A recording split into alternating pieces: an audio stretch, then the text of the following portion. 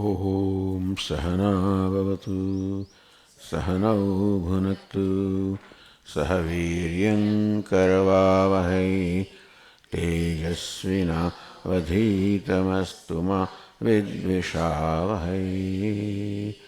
ॐ शान्ति शान्ति शान्तिः। ॐ पूर्णमदः पूर्णमिदं पूर्णात् पूर्णमुदच्यते पूर्णस्य पूर्णमादाय पूर्णमेवावशिष्यते। ॐ शान्ति शान्ति शान्तिः। श्रुतिस्मृतिपुराणानाम् आलयं करुणालयं नमामि भगवत्पादं शङ्करं लोकशङ्करं शङ्करं शङ्कराचार्यं केशवं बादरायणं सूत्रभाष्यकृतौ वन्दे भगवन्तौ पुनः पुनः। ईश्वरो गुरुरात्मेति मूर्तिभेदविभागिने व्योमवद्व्याप्तदेहाय दक्षिणामूर्तये नमः।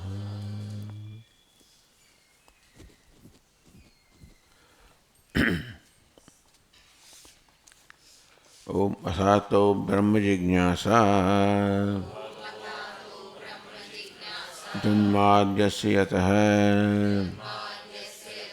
शास्त्रयोनित्वात् तत्त्वसमन्वयात्।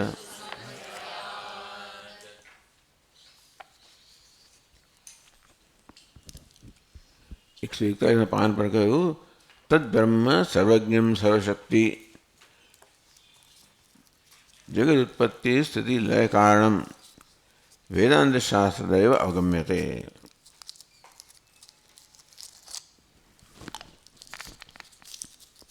तत्तु तत् एटले तद ब्रह्म जो सर्वज्ञ से सर्वशक्तिमान से जगद उत्पत्ति स्थिति लय नु कारण से ये ब्रह्म वेदांत शास्त्रादेव अवगम्यते।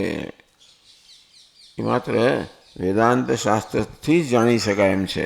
तो वेदांत शास्त्र ज एना प्रमाण से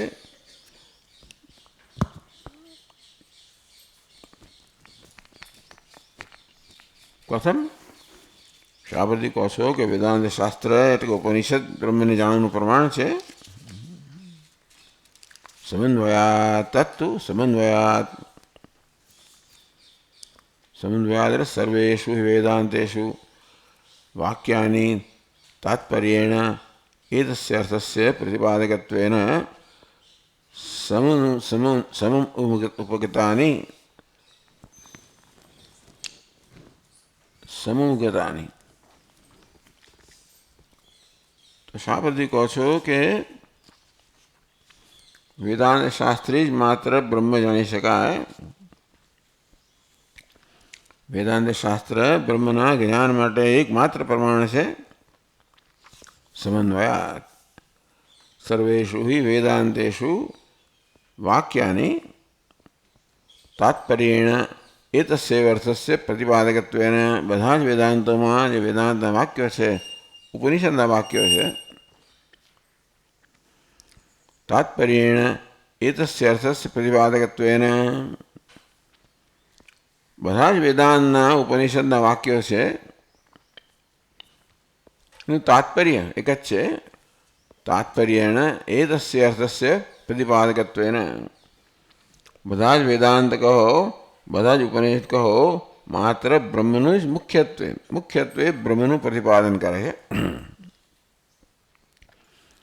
એ પરથી આપણે કહીએ છીએ કે બ્રહ્મ એ વેદાંતનું તાત્પર્ય છે, એકમાત્ર વિષય છે।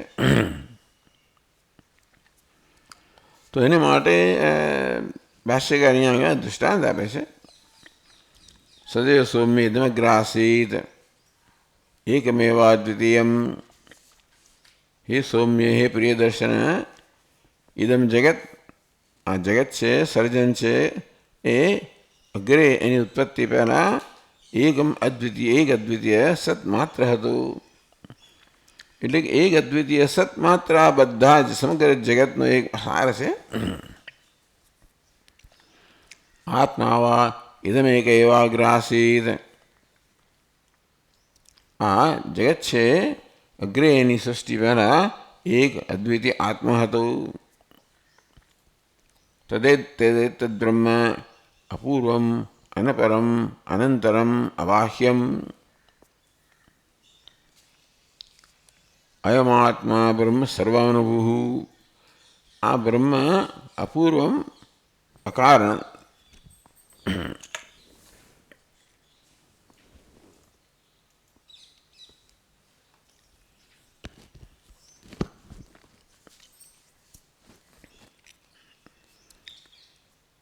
અપૂર્વમ જેની પૂર્વ કંઈ નથી, એટલે જેની ઉપર પહેલાં કારણ નથી, અને પરમ જેની અપર નથી, કાર્ય નથી.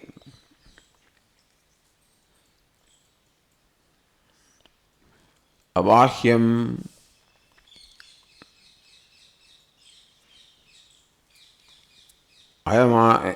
અબાહ્યમ અકાર્ય એકરસ અને અદ્વિતીય છે.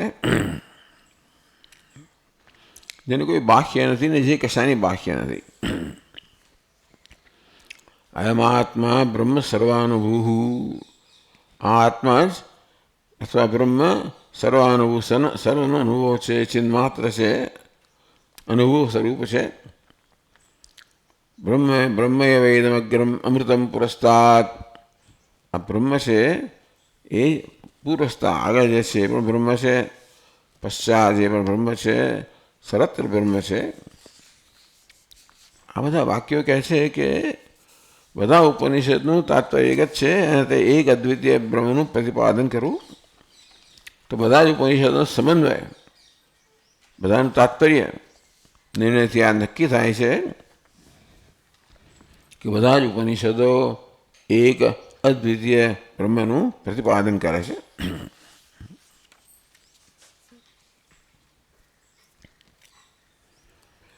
ન ચ તદ્ગતાનાં પદાનાં બ્રહ્મસ્વરૂપ વિષય નિશ્ચિતે સમન્વયે અવગમ્યમાને.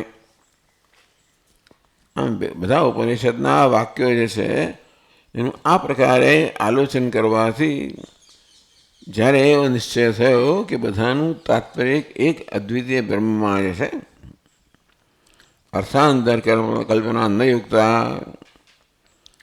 માનવું કે ઉપનિષદ તાત્પર્ય ઉપાસના વગેરેમાં છે તો કે યોગ્ય નથી, કારણ કે બધા ઉપનિષદ તાત્પર્ય એક અદ્વિતીય બ્રહ્મનું પ્રતિપાદન કરવામાં છે. શ્રુતહાનિ અશ્રુત કલ્પના પ્રસંગાત. શ્રુત જે શ્રુતિ કહે છે કે બ્રહ્મ એક અદ્વિતીય છે, અશ્રુત હજી શ્રુતિ કહ્યું નથી કે ભાઈ તમે એક એ સિવાયના બીજું કશું ઉપનિષદ કહ્યું ના હોય તો તમારે જે છે ઉપનિષદ કહે છે એનો ત્યાગ કરવો પડે. જે કહ્યું નથી એ તમારે કલ્પવું પડે.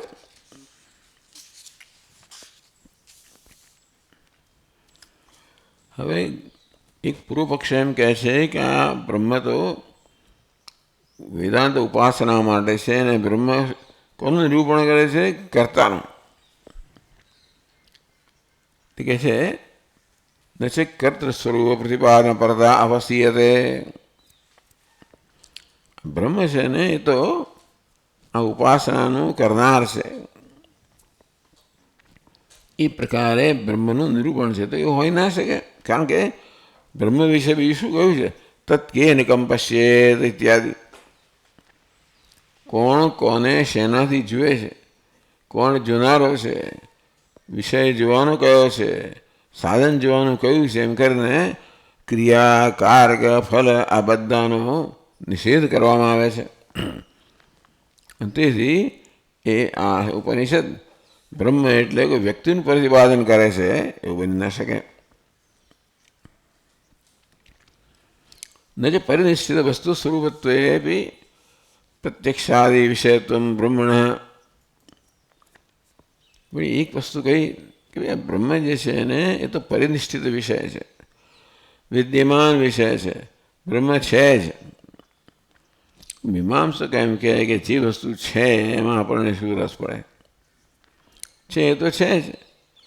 એ કોઈ લેવાનો વિષય પણ ના હોય, ત્યાગનો વિષય ના હોય, ગ્રહણનો વિષય પણ ના હોય, છે.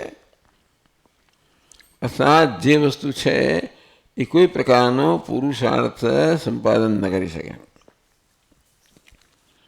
અને એ વસ્તુ કદાચ બધે લાગુ પડતી હશે પણ બ્રહ્મમાં લાગુ નહીં પડતી. ન છે પરિનિષ્ઠિત વસ્તુ સ્વરૂપત્વે બી આપણી વાત સાચી છે કે બ્રહ્મ પરિનિષ્ઠિત. નિષ્ઠિત એટલે ટૂંકમાં એ વસ્તુ છે જ, બ્રહ્મ તત્વ છે, વિદ્યમાન છે. પણ પૂર્વ પક્ષી એમ કહે છે કે જે વસ્તુ છે એ હંમેશા પ્રત્યક્ષ વગેરે પ્રમાણનો વિષય થાય છે. આ જે ફૂલ છે વગેરે ક્યારે કહેવાય છે? જ્યારે કોઈ વસ્તુ છે એમ ક્યારે કહી શકીએ? જ્યારે આપણા ઇન્દ્રિય જ્ઞાનનો વિષય થાય ત્યારે. એટલે કે છે એ પદાર્થ કેવો હોવો જોઈએ? આપણી ઇન્દ્રિયોના જ્ઞાનનો વિષય હોવો જોઈએ.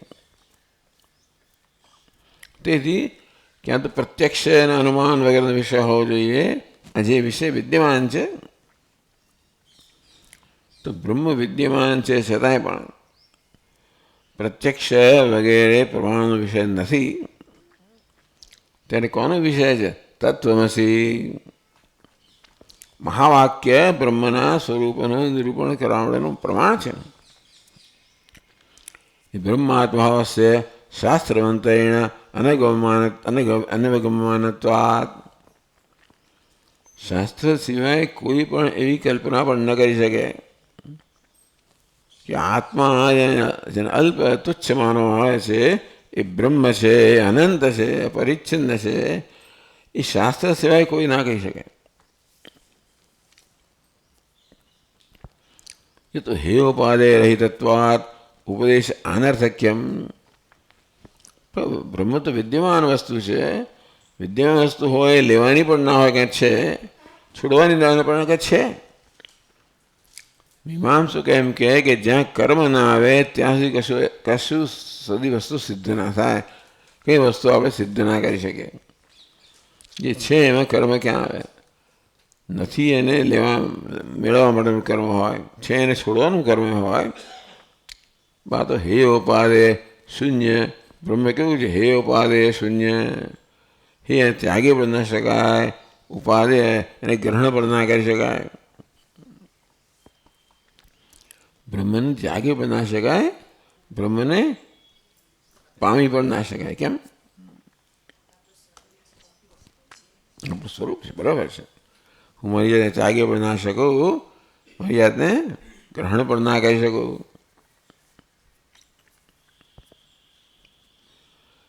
તેથી ખરેખર તો પોતાને આ પ્રકારે જાણીએ કે મારું સ્વરૂપ હેયોપાદે શૂન્ય છે, મારી જાતને ત્યાગી પણ ન શકાય, પ્રાપ્ત પણ ન કરી શકાય એવું મારું સ્વરૂપ છે. તો પછી સર્વ ક્લેશ પ્રહાણાત પુરુષાર્થ સિદ્ધિ. બધા ક્લેશ દૂર થઈ જાય.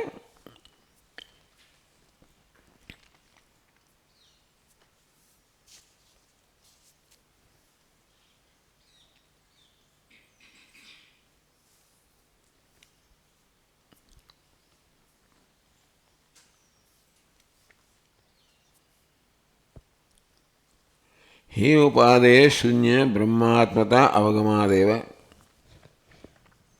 સર્વ ક્લેશ પ્રહાણાત.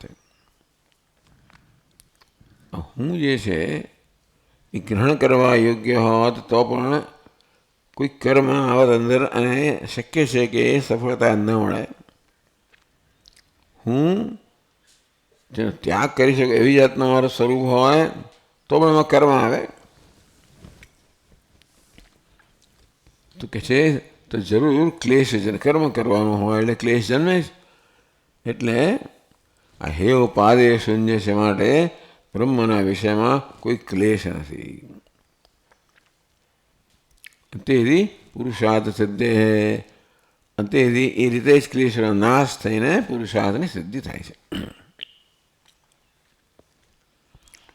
દેવતાદિ પ્રતિપાદનસ્ય તુ સ્વવાક્યગત ઉપાસના સત્યપી ન કશ્ચિત વિરોધ. કહેતા હો કે ઉપનિષદના કેટલાક અંશ દેવતાનું પ્રતિપાદન કરે છે તો વાંધો નથી. सो वाक्य कहता है उपासना सत्वे भी ઉપનિષદમાં કે વેદાંતમાં વાક્ય આવે છે જે ઉપાસના પરક હોય છે. એ વાક્યને ઉપાસના પરક ગણો તોય વાંધો નથી. એનો અર્થ એ નથી કે સમગ્ર વેદાંત ઉપાસના પરક છે. નતુ તથા બ્રહ્મણ ઉપાસના વિધિશેષત્વ સંભવતી. ઉપાસના વિધિ એટલે જ્ઞેય જ્ઞેયમ ચિંત્યમ. આ પ્રકારે ચિંતન કરવું જોઈએ, આ પ્રકારે ધ્યાન કરવું જોઈએ. ઉપાસના એટલે માનસિક ધ્યાન. કેમ એટલે માનસિક ધ્યાન કહો કે માનસિક પૂજા કહો. તો એવું ક્યારે થઈ શકે? જ્યારે વસ્તુની કલ્પના કરી શકું મારાથી ભિન્ન હોય, મારું સ્વરૂપ જ જ્યારે હોય તે સંભવી ન શકે. એકત્વે હે ઉપાદેય શૂન્યતયા ક્રિયાકારકાદિ દ્વૈત વિજ્ઞાન ઉપમર્દોપત્તે. બ્રહ્મજન મારું સ્વરૂપ જ છે, ત્યારે હવે હે એટલે એનો ત્યાગ પણ ના થઈ શકે, ઉપાદેય એને ગ્રહણ પણ ના થઈ શકે, અને તેથી કોઈ પ્રકારનું કર્મ બ્રહ્મમાં સંભવી શકે નહીં. ક્રિયાકારકાદિ દ્વૈત વિજ્ઞાન ઉપમર્દ. ક્રિયા બ્રહ્મ કર્મનું એક અંગ પણ ના બની શકે, બ્રહ્મ ક્રિયાનું સ્વરૂપ ન હોઈ શકે, અને તેથી કોઈ પ્રકારની હે ઉપાધિ શૂન્ય છે. અને તેથી દ્વૈત વિજ્ઞાન જેમાં ક્રિયા હોય કારક હોય એ દ્વૈત વિજ્ઞાન વસ્તુ લેવાની હોય છોડવાની હોય એની કોઈ સંભાવના અહીંયા નથી.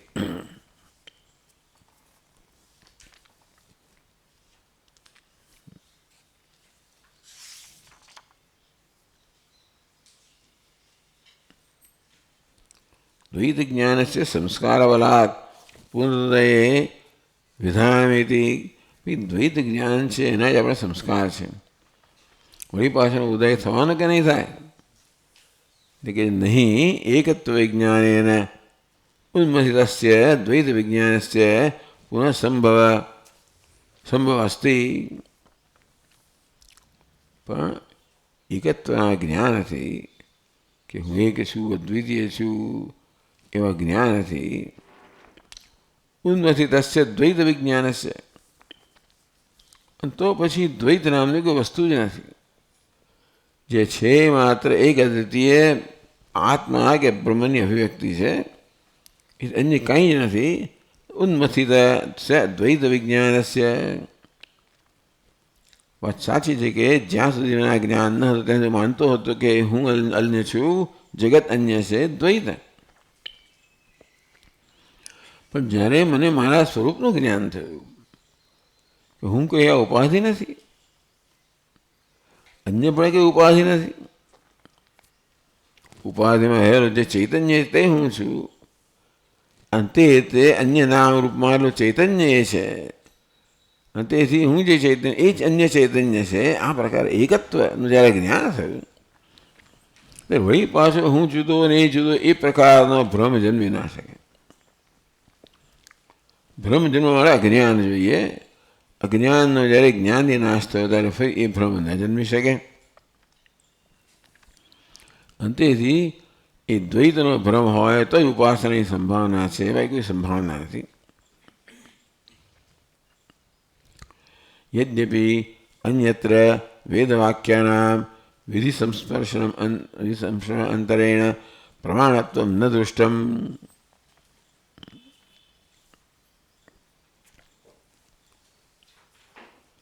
યદ્યપિ અન્યત્ર એટલે ઉપનિષદ સિવાયના બીજા જે વાક્યો છે બધા વેદવાક્યાનાં વિધિ સંસ્પર્શનંતરેણ પ્રમાણત્વ ન દૃષ્ટમ. મીમાંસકોએ આ પ્રકારનો નિશ્ચય કર્યો છે કે વેદનું વાક્ય પ્રમાણભૂત એ ત્યારે હોય જ્યારે એ કોઈ કર્મ સાથે સંકળાયેલું હોય. એટલે એમણે સંહિતા વિભાગના બધા જ વાક્યોનું આ રીતે વિશ્લેષણ કરીને એવા નિર્ણય પર આવ્યા કે બધા વાક્યોનો કર્મ ક્યાંક ને ક્યાંક ઉપયોગ છે.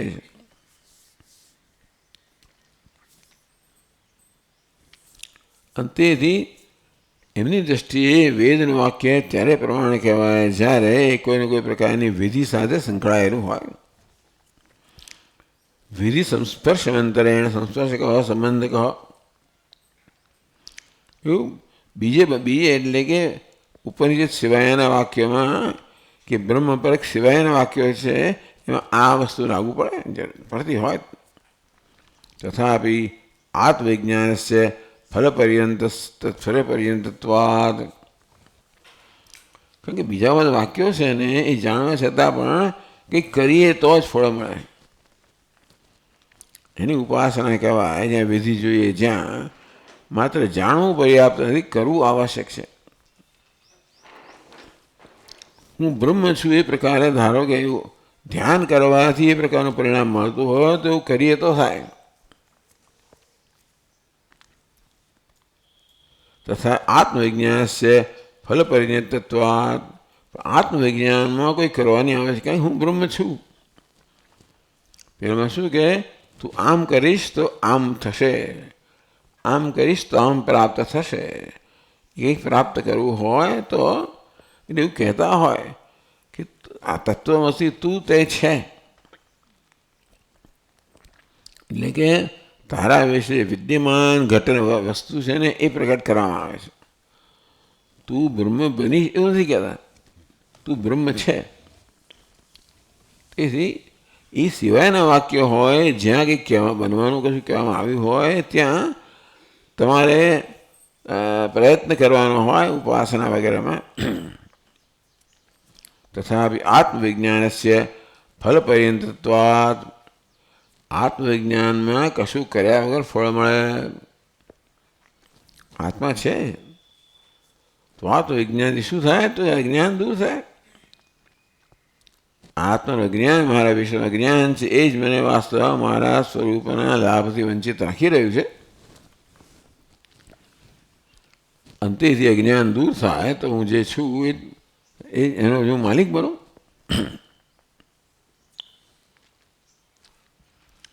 ન તદ્વિષયસ્ય શાસ્ત્રસ્ય પ્રામાણ્યમ શંક્યમ પ્રત્યાખ્યાતું.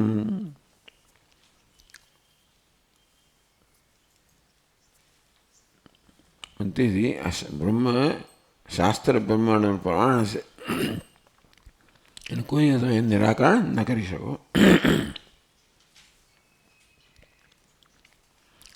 અનુમાન ગમ્યમ શાસ્ત્ર પ્રામાણ્યમ અન્યત્ર દ્રષ્ટમ નિદર્શનમ અપેક્ષેત. શાસ્ત્ર પ્રમાણ છે એ અનુમાનથી નક્કી કરીએ તો કે નહીં.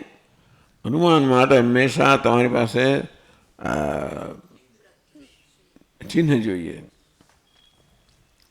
અને એ તો છે અહીંયા એવી કોઈ અપેક્ષા છે નહીં કે એ હોય, બીજું કોઈક ચિહ્ન હોય, બીજું કોઈ પ્રકારનો પુરાવો હોય તો જ પુરવાર થાય એવું નથી.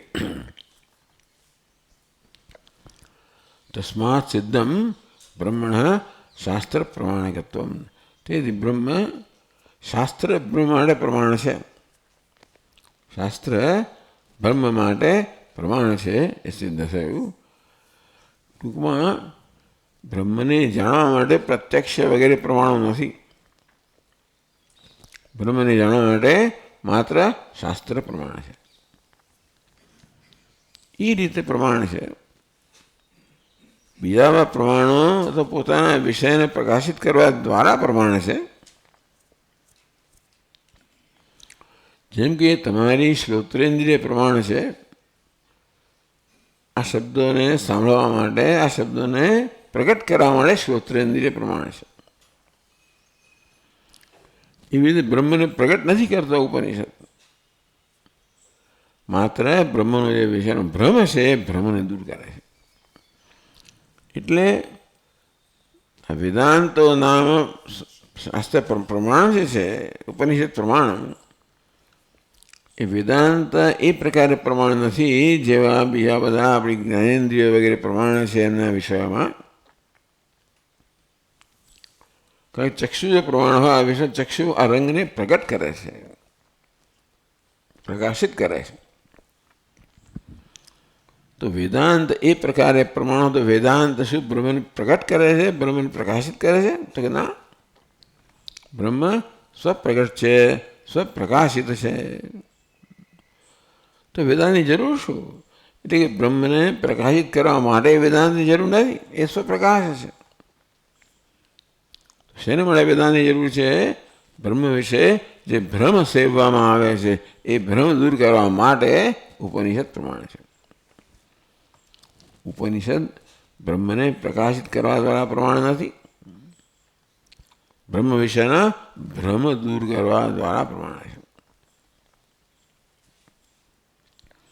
એ પ્રકારે શાસ્ત્રનું પ્રામાણ્ય બ્રહ્મ વિશે આ જુદા પ્રકારનું છે. બીજા ચક્ષુ વગેરે પ્રમાણ હોય છે, પોતાના વિષયને પ્રકાશિત કરતા હોય છે. બ્રહ્મ તો સ્વપ્રકાશ છે. તો ભાઈ એમાં ઉપનિષદ શું કરે? ઉપનિષદ ભ્રમ દૂર કરે છે. સ્વપ્રકાશ એ મારે જ ભ્રમનો વિષય છે અને એ ભ્રમ દૂર કરે છે.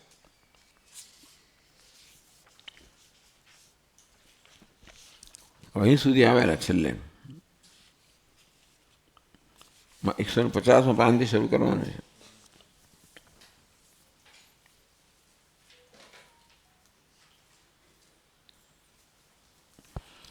एवं पदानां सिद्धेर्थे व्युत्पत्तिमिच्छतां ब्रह्म नास्तिकानां मतं ब्रह्मण मानांतर अयोग्यत्वात् सफलत्वात् च वेदांत एकत्वम् इति उक्त्या निरस्तं सम्प्रति सर्वेषां पदानां कार्य अन्वितार्थे शक्तिमिच्छताम्. આ મીમાંસકો શું કહે છે કે દરેકે દરેક શબ્દ કે દરેક દરેક વાક્ય હંમેશા કોઈને કોઈ પ્રકારનું કર્મ છે એનું જ વર્ણન કરતું હોય છે. વાક્ય કર્મનું વર્ણન કરે એટલે વાક્યમાં જે કંઈ પદ હોય, જે શબ્દ, એ પણ છેવટે કર્મનું જ પ્રતિપાદન કરે છે.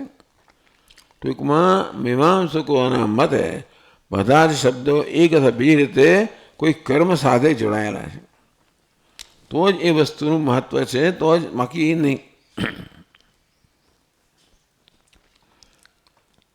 સર્વેષાં પદાનાં કાર્યાન્વિતાર્થે શક્તિમિચ્છતામ વિધિશેષત્વેન પ્રત્યેક બ્રહ્મ વેદાંતે બોધ્યતે ન સ્વાતંત્ર્યેણ.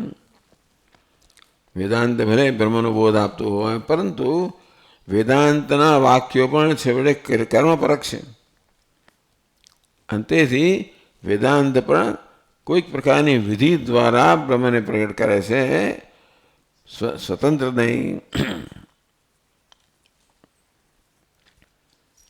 ઇતિવૃત્તાના મત નિરાશાય સૂત્રસ્ય વર્ણકાળાંતરમ આરભ્યતે.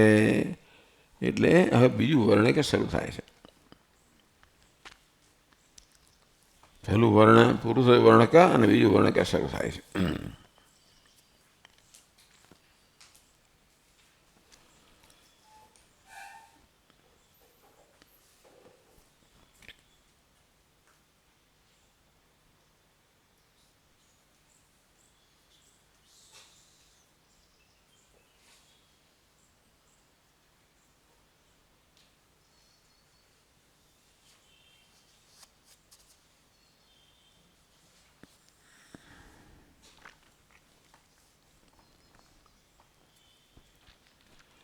તો ભાષ્ય કહે છે 150માં પાન પર, અત્ર અપરે પ્રત્યવતિષ્ઠન્તે. હવે બીજા ઊભા થાય છે અને વિરોધ કરે છે કે શંકા સ્થાપિત કરે, શંકા કરે છે. યદ્યપિ શાસ્ત્ર પ્રમાણકમ બ્રહ્મ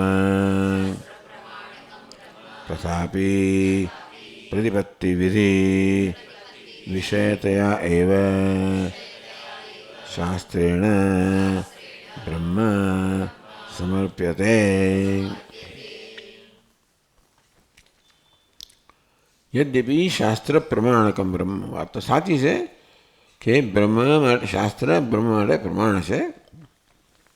તો હવે શાસ્ત્ર બ્રહ્મ માટે પ્રમાણ છે કઈ રીતે? તથાપિ પ્રતિપત્તિ વિધિ વિષયતયા એવ, તો પણ ઉપાસનાનો વિષય બ્રહ્મ છે. એ પ્રકારે શાસ્ત્ર એટલે વેદાંત બ્રહ્મ માટે પ્રમાણ છે, પરંતુ વેદાંત બ્રહ્મનું કઈ રીતે વર્ણન કરે છે? બ્રહ્મ ઉપાસનાનો વિષય છે એ પ્રકારે વર્ણન કરે છે.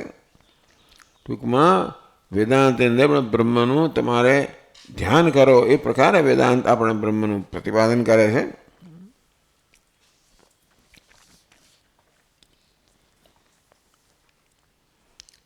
યથા યુપ આહનીયાદીની અલૌકિકાની અપી વિશેષતયા શાસ્ત્રેણ સમર્પ્યન્તે તદ્વત.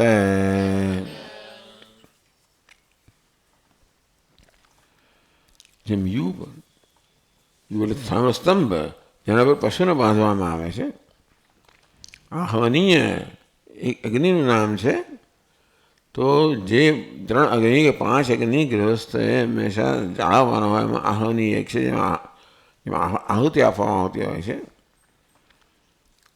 અલૌકિકાની આપી એ ટૂંકમાં આ બધી વસ્તુ આપણને કોઈ રીતે આપણી રીતે જાણવા મળે નહીં, વેદ દ્વારા જ જાણવા મળે.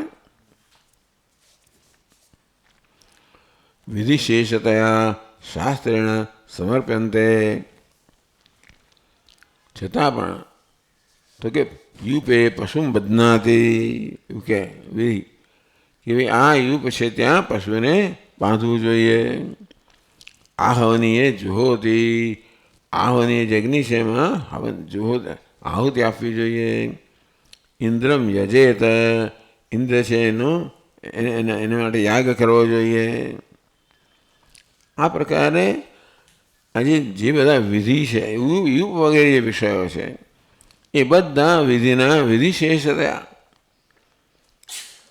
યુપ એટલે થાંભલો, સ્તંભ જ્યારે પશુને બાંધવામાં આવે. આ બધા જે શાસ્ત્ર આપણને જ્ઞાન આપે છે એ વિધિના દ્વારા આપે છે. વિધિશેષતયા શાસ્ત્રેણ સમર્પ્યતે, કોઈ વિધિ હોય એના શેષ તરીકે. યુપે પશુમ બદનાતી વિધિ હોય તો યુપમાં પશુને બાંધે છે. તો યુપ છે એ પશુને બાંધવા માટેનો આ સ્તંભ છે. એ રીતે પેલા વાક્યમાંથી આપણે ખબર પડે.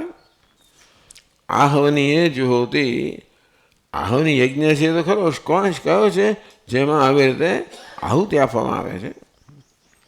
ઇન્દ્રમ યજેત, ઇન્દ્ર કોણ છે તો કે યજ્ઞનો વિષય જેના માટે આહુતિ આપવામાં આવે છે.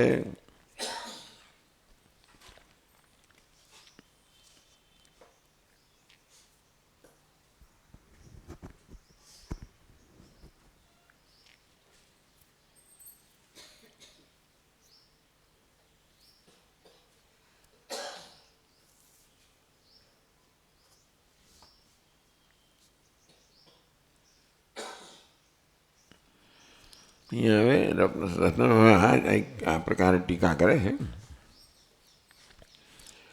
કે યુપ એટલે કે સ્તંભમાં પશુને બાંધવામાં આવે છે. આહવનીએ જુહોતી, આહવની અગ્નિમાં આહુતિ આપવામાં આવે છે. ઇન્દ્રમ ઇન્દ્ર છે એને યાગ કરવો જોઈએ. ઇતિ વિધિ શું? આ બધી વિધિ છે કે યુપાદય ભાઈ યુપા આ કોણ? યુપ કઈ વસ્તુ છે? આહવનીય કઈ વસ્તુ છે? ઇતિ આકાંક્ષાયામ યુપમ તક્ષતી અષ્ટાસ્ત્રી કરોતી. બીજું વાક્ય મળે તમે વેદમાં કે એક સુથાર છે યુપને 8 બાજુવાળો બનાવે છે, 8 ખૂણાવાળો. અગ્નિ આદધિત હતી, આમ અગ્નિ છે આદ અને સંસ્કૃત અગ્નિ, એ વિધિથી સંસ્કૃત કરેલો અગ્નિ છે એની અંદર આહુતિ આપવામાં આવે છે. વજ્રહસ્ત, ઇન્દ્ર કોણ છે? બીજા વાક્યો મળે તમને અંદર. વજ્રહસ્ત પુરંદર, ઇન્દ્ર કોણ? પુરંદર છે જે બધી નગરીઓ પર નગરીઓ તોડી નાખી છે. વજ્રહસ્ત જે હાથમાં વજ્ર ધારણ કરે છે એવો ઇન્દ્ર છે. આ વાક્યો ઇન્દ્ર કોણ છે એનો ઉત્તર તમે ત્યાંથી મળે. કયો અગ્નિ છે જેમાં આધાન કરવાનું એનું વાક્ય, એક વાક્ય તો એથી વિધિ પર એ વાક્ય સમર્પ્યંતે. આ પ્રકારે તમે સમગ્ર વેદમાં જુઓ ત્યારે એક જગ્યાએ પ્રશ્નજનનો ઉત્તર બીજે તમને મળે. એ પ્રકારે પણ હા, બાકી બધા જ વાક્યો છે એક અથવા બીજી રીતે વિધિ વાક્ય સાથે જોડાયેલા હોય. સંસ્કૃતમ દારૂ યુપ, યુપ આને કહેવાય. તો આપણે શું કરવાનું? તો કે યુપે પશ્ચિમ બદનાદી એ વિધિ છે. એટલે યુપ આ જે વ્યાખ્યા કરવાની યુપની એ ત્યારે ખરેખર તો ઉપયોગી થાય કે મિનિંગફુલ હોય જ્યારે આ વાક્ય યુપ એ પશ્ચિમ બદનાદી, યુપમાં પશુને બાંધે છે ત્યારે જ પછી પેલું સંસ્કૃતમ દારૂ તક્ષણાદી એ સંસ્કૃત દારૂ યુપ કહેવાય. એ વાક્ય ત્યારે ખરેખર ફળીભૂત થાય જ્યારે પેલી વિધિ સાથે જોડવામાં આવે. જો કે વેદમાં ઘણા વાક્યો છે. મીમાંસકોનો અભિપ્રાય છે કે બધા જ વાક્યો એક અથવા બીજી રીતે વિધિ વાક્ય સાથે સંકળાયેલા હોવા જોઈએ. જે ન સંકળાયેલા હોય એને એક અથવા બીજી રીતે એ લોકો વર્ગીકરણ કરે કે અનુવાદ છે, અર્થવાદ છે. એ પ્રકારે વાક્યોના આવી રીતે વર્ગીકરણ થયું છે અને બધા જ વાક્યોના આ રીતે એક અથવા બીજી રીતે વિધિ સાથે જોડવામાં આવે છે. બહુ મહાન કાર્ય. આટલા વેદની અંદર એક પણ વાક્ય એવું ના હોય જે કોઈ વિધિ સાથે સંકળાયેલું ના હોય. બધું બહુ કેટલી બધી રિસર્ચ કરીએ છીએ એ લોકોએ. વેદના બધા આ છેડો અને પેલે છેડે ને કઈ કઈ જગ્યાએ શું શું કહેલું હોય એ રીતે બધા જ વાક્યોનો એક અથવા બીજી વિધિ સાથે એમણે સંબંધ જોડ્યો. આમ ના ક્રિયાસત્વાત આના કહેવાતા વેદ તો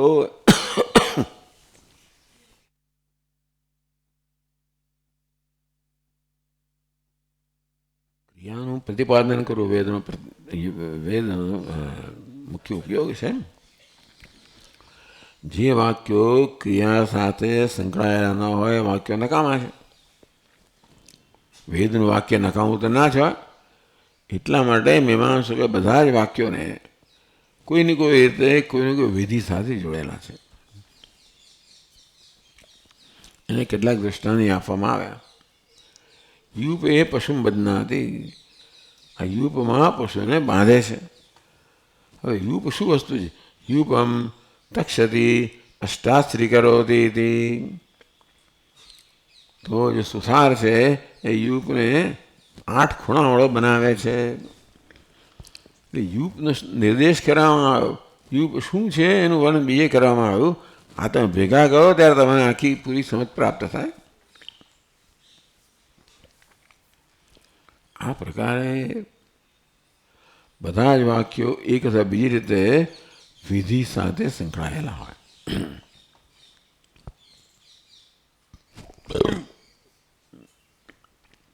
તો બ્રહ્મ પણ બાકીના બધા જ વાક્યો એક અથવા બીજી રીતે વિધિ સાથે સંકળાયેલા હોય તો મીમાંસકો કહે કે બ્રહ્મ પણ વિધિ સાથે સંકળાયેલું હોવું જોઈએ.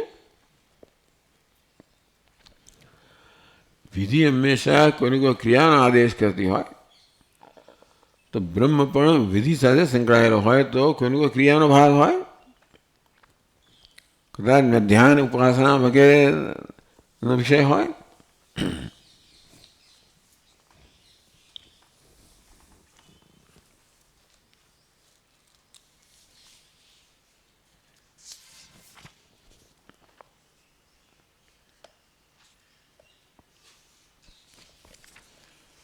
એટલે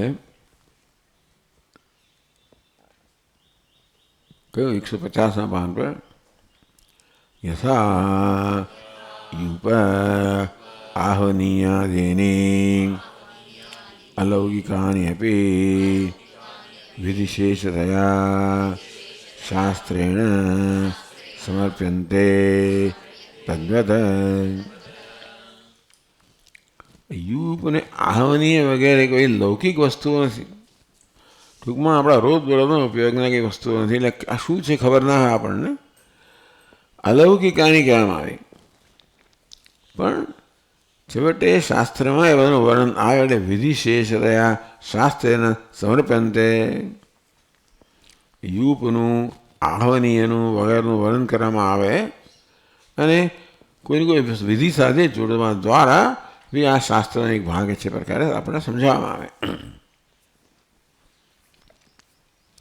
કે છે આગળ કુતઃ એતદ પ્રવૃત્તિનિવૃત્તિ પ્રયોજનત્વાદ શાસ્ત્રસ્ય. આ મીમાંસાનો સિદ્ધાંત છે કે શાસ્ત્ર સમગ્ર શાસ્ત્ર પ્રવૃત્તિ કે નિવૃત્તિ એટલે એક પ્રકારનું કર્મ સાથે હંમેશા પ્રયુક્ત હોય. કોઈ વાક્ય ક્યાં તો પ્રવૃત્તિનું બોધક હોય કે નિવૃત્તિનું બોધક હોય, એ બંને કર્મ છે. તેથી એ જ પ્રવૃત્તિ નિવૃત્તિ પર પ્રયોજનત્વાદ. શાસ્ત્ર ક્યાં તો પ્રવૃત્તિ શું કરવું, નિવૃત્તિ શામાંથી નિવૃત્ત થવું, એ જ શાસ્ત્રનું પ્રયોજન છે. તો જેમાં કર્મ આવે શાસ્ત્રનું બીજું કોઈ પ્રયોજન નથી. તો તમે પોતે બતાવે છે, આ પૂર્વ પક્ષે ચાલે છે. તથા હિ શાસ્ત્ર તાત્પર્યવિદ આહુહો દૃષ્ટયો હિ તસ્યાર્થ કર્માવબોધનમ ઇતિ.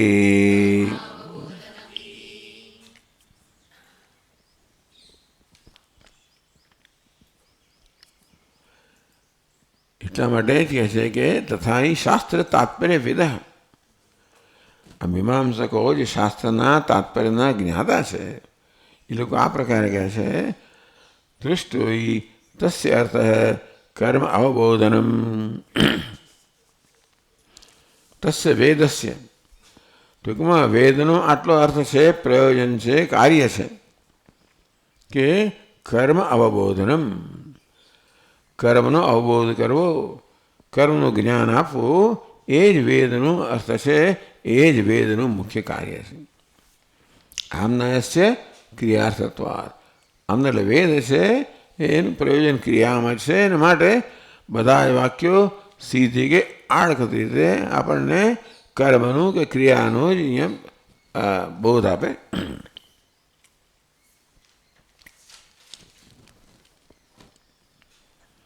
કે છે આગળ ચોદના ઇતિ ક્રિયાયાઃ પ્રવર્તકમ વાક્યમ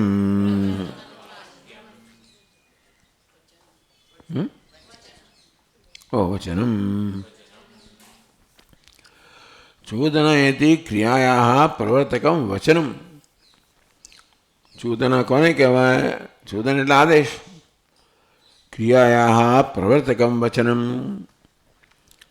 જે આપણને ક્રિયામાં પ્રવૃત્ત, જે વચન ક્રિયામાં પ્રવૃત્ત કરનારું હોય એને ચોદના કે આદેશ કહેવાય.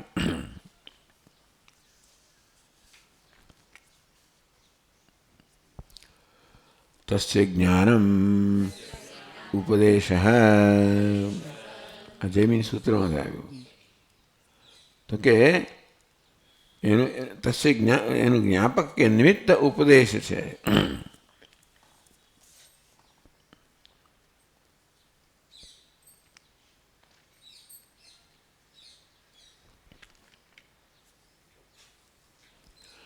ક્રિયાયાઃ નિયોગસ્ય જ્ઞાનદ્વારા પ્રવર્તકમ વાક્યમ.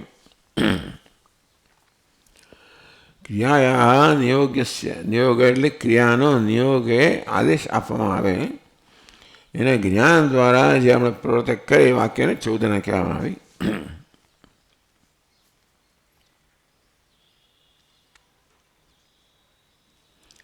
શબરસ્વામી સંમતિ મુક્તવા જૈમિની સંમતિમાં. શબરસ્વામી કોણ છે? તો કે જૈમિની સૂત્રોના ભાષ્યકાર અને જૈમિની સૂત્રકાર છે. શબરસ્વામીનું બહુ જ સન્માન છે. વેદાંતિન લોકો પણ શબરસ્વામીનું ભાષ્યકાર પોતે પણ શબરસ્વામી જે જૈમિની સૂત્રના ભાષ્યકાર થઈ ગયા. આપણે સ્વામી કે શંકરાચાર્ય મારે ઘણી વાર અધ્યયન કર્યું હશે અને બરાબર એની શૈલી વગેરે નોંધી હશે. એ પ્રકારે એમણે પણ આ ભાષ્ય રચ્યું હશે. ટૂંકમાં સવર સ્વામીની ઘણા બધા એના પર પ્રભાવ છે એવું માનતા હશે.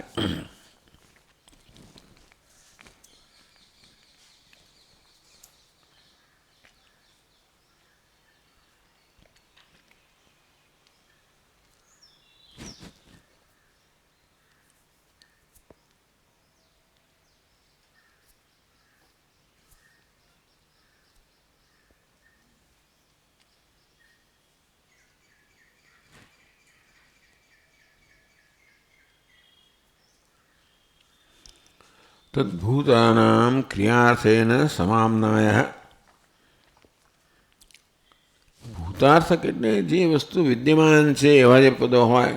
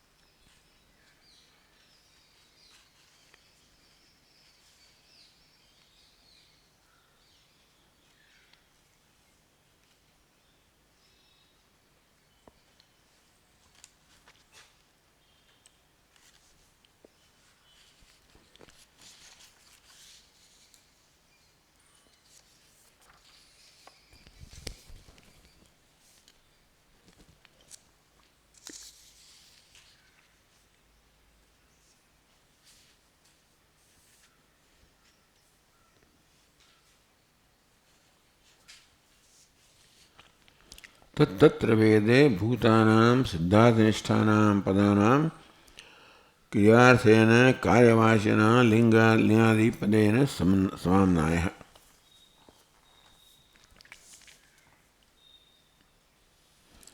तद्भूतानां क्रियार्थेन समाम्नायः. तत् નો અર્થ કરો તત્ર એટલે વેદે ભૂતાનામ સિદ્ધાર્થનિષ્ઠાનામ. સિદ્ધાર્થ એટલે કે જે વસ્તુ વિદ્યમાન છે. સિદ્ધાર્થ નિષ્ઠાનામ પદાનામ ક્રિયાર્થેન એટલે કાર્યવાચના લિંગાદિપદેન સમામ્નાય.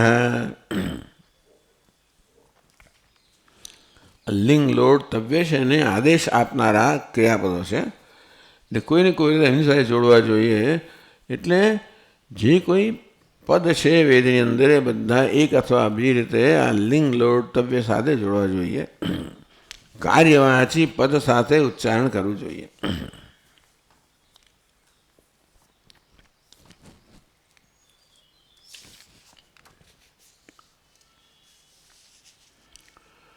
આમ્નાયસ્ય ક્રિયાર્થત્વાत् અનર્થક્યમ અતદર્થાનાં ઇતિ ચ.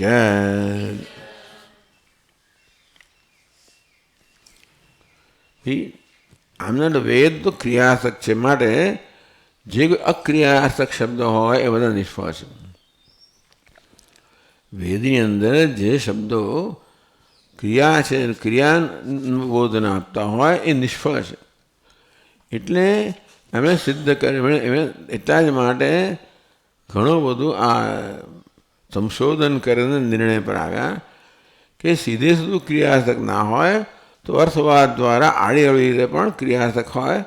ક્યાં તો પોતે ક્રિયાનું સૂચન કરતા હોય કે ક્રિયાનું સૂચન કરનારા વાક્ય સાથે સંકળાયેલા હોય.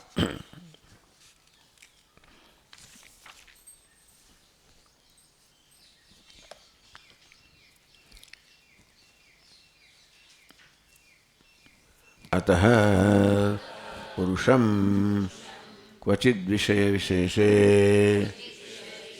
प्रवर्तयत कुतश्चिद् विषय विशेषात् निवर्तयत च अर्थवत् शास्त्रम्. अतः पुरुषम क्वचित विषय विशेषे प्रवर्तयत, क्या तो मनुष्य ने कोई विषय में प्रवृत्त करे, कुतचित विशेषा निवर्तन, अथवा तो कोई विषय में निवृत्त करे. કોઈ પણ વાક્યમાં પ્રવૃત્તિ ક્યારે આવે, આપણે કીધું આ કર કે આ ન કરીશ, આ લે કે આ છોડ. તેથી કોઈ વિષયની અંદર પ્રવૃત્ત કરે અથવા બીજે કોઈ મેથડ આપણને નિવૃત્ત કરે.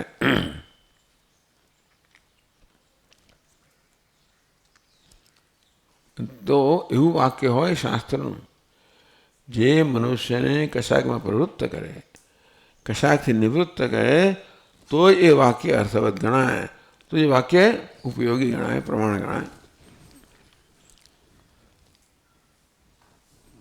તચ્છેષતયા ચ અન્યદ ઉપયુક્તમ.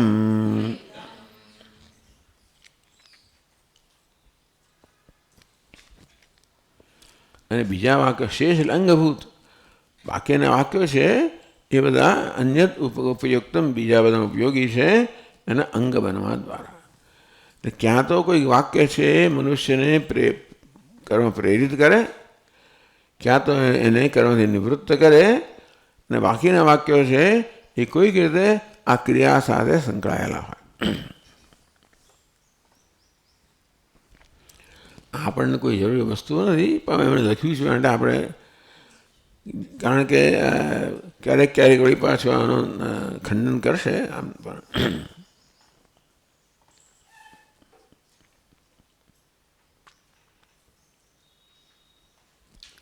તચ્છેષતયા ચ અન્યત ઉપયુક્તમ તત્સામાન્યાત વેદાંતાનપી તથૈવ અર્થવત્વમ સ્યાત.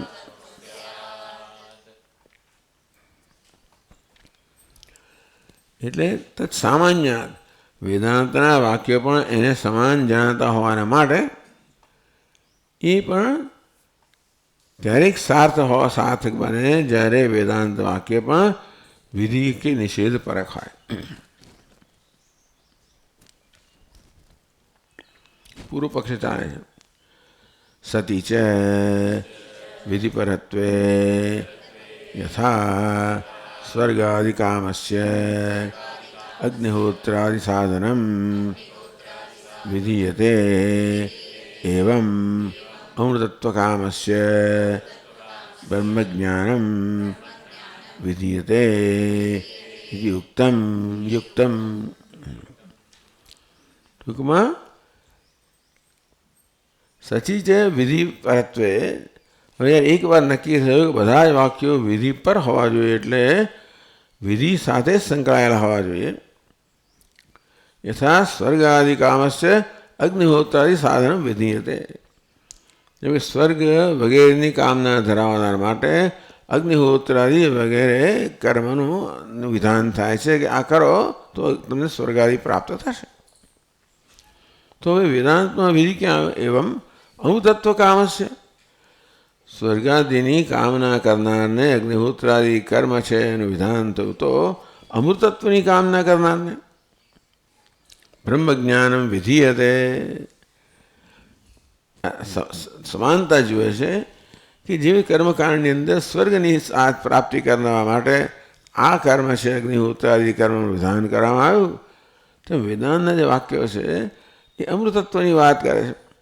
અને તો અમૃતત્વની ઈચ્છા ધરાવનારાએ બ્રહ્મજ્ઞાન પ્રાપ્ત કરવું જોઈએ. એટલે બ્રહ્મજ્ઞાન પણ છેવટે તો અમૃતત્વની પ્રાપ્તિ કરાવનારું નીવડે એ રીતે એની વિધાન કરવામાં આવે છે. અને તેથી બ્રહ્મજ્ઞાન પણ શું છે? સ્વતંત્ર નથી, એ પણ અમૃતત્વની પ્રાપ્તિનું સાધન બને છે.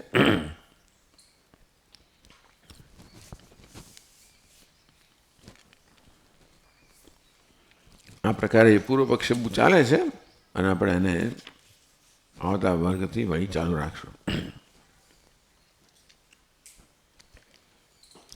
ઓમ પૂર્ણમદ પૂર્ણમિદમ પૂર્ણાત પૂર્ણમુદચ્યતે પૂર્ણસ્ય પૂર્ણમાદાય પૂર્ણમેવાવશિષ્યતે. ॐ शान्ति शान्ति शान्तिः। शङ्करं शङ्कराचार्यं केशवं बादरायणं सूत्रभाष्यकृतौ वन्दे भगवन्तौ पुनः पुनः। ईश्वरो गुरुरात्मेति मूर्तिभेदविभागिने व्योमवद्व्याप्तदेहाय दक्षिणामूर्तये नमः। ॐ शान्ति शान्ति शान्तिः। हरिः ॐ श्री गुरुभ्यो नमः। हरिः ॐ।